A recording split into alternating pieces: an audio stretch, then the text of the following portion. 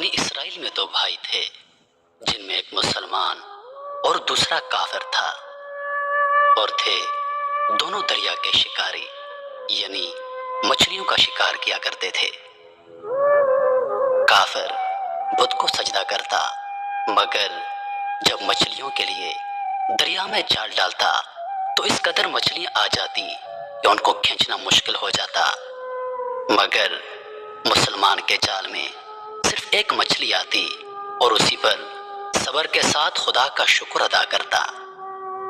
इत्तफाकन एक रोज उस मुसलमान की बीवी अपने मकान की छत पर गई तो उसकी नजर काफिर की बीवी पर पड़ी, जो जेवर और बेहतरीन लिबास से आरास्ता थी।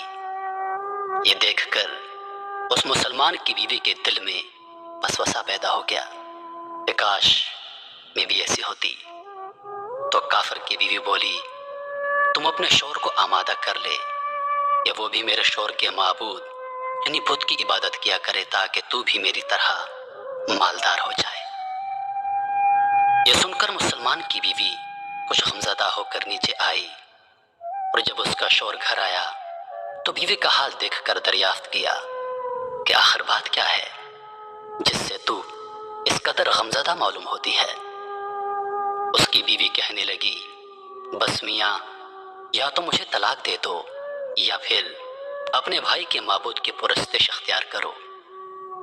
यह सुनकर उसके शौहर ने कहा, खुदा की बंदी खुदा से नहीं डरती, ईमान की दौलत के बाद जो कुफर की बातें करती है।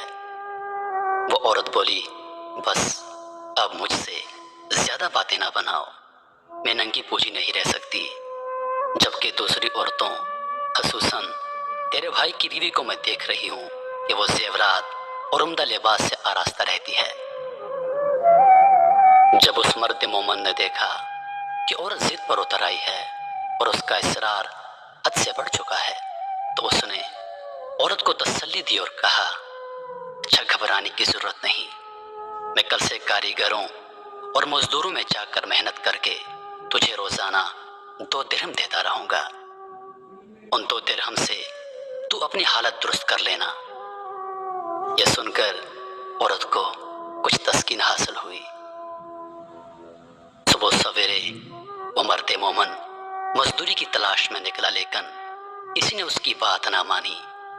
वो फिरता रहा, शहर शहर गांव गांव की खाक छानता रहा, लेकिन किसी ने उसकी मदद नहीं की। बिलाखिर मायूस होकर वो दरिया के किनारे पहुंचा और शाम तक अल्लाह ताला की इबादत में मसरूफ रहकर रात को जब घर आया तो बीवी ने दरियाफ्त किया, मियाँ, आज तुम कहाँ थे? वो कहने लगा, मैं बादशाह की खिदमत में था। बादशाह ने मुझसे 30 दिन काम करने की शर्त रखी है। उसकी बीवी बोली, आखिर वो बादशाह तुमको क्या देगा? तो उसने जवाब दिया, मेरा बादशाह बड़ा करीम है और उसके खजाने माल और दौलत से भरे हुए हैं, वो मुझे वो देगा जो मैं चाहूंगा। चुनांचे इसी तरह वो अपने माबूद बरहक की इबादत में मसरूफ रहा। 30वीं रात हुई तो बीवी ने कहा, सुनो मियाँ, अगर कल तुमने मुझे मजदूरी ला कर नहीं दी तो तुम मुझे तलाक दे देना। यह सुनकर उसको किसी कदर परेशानी लाहक हुई और 30वीं सुबह को उसने एक यहूदी से कहा, क्या तुम मुझे मजदूरी पर लगा लोगे? यह सुनकर यहूदी कहने लगा, हाँ, तुमको मजदूरी मिल जाएगी, लेकिन शर्त यह है कि मेरे पास तुम्हारे खाने पीने का कोई बंदोबस्त नहीं होगा। चुनांचे वो मर्द मोमन रोजा की नियत करके यहूदी के साथ काम पर गया। उधर दूसरी तरफ एक आदमी उसकी बीवी के पास गया, दरवाजा खटखटाया। जब उसकी बीवी बाहर निकली तो उस आदमी ने उसकी बीवी को 29 अशरफियां दी और कहा, यह तुम्हारे शौहर की मजदूरी है। तुम्हारा शौहर 29 दिन से बादशाह के काम में था, यहां तक कि तुम्हारे शौहर ने बादशाह को छोड़ दिया। अगर वो 30वें दिन भी काम पर जाता तो उसको बहुत सी उजरत मिल जाती, लेकिन वो यहूदी के पास चला गया। اگر وہ مزید بادشاہ کا کام کرتا تو بادشاہ اس کو مزید اجرت دیتا۔ بس یہ لو 29 اشرفیاں۔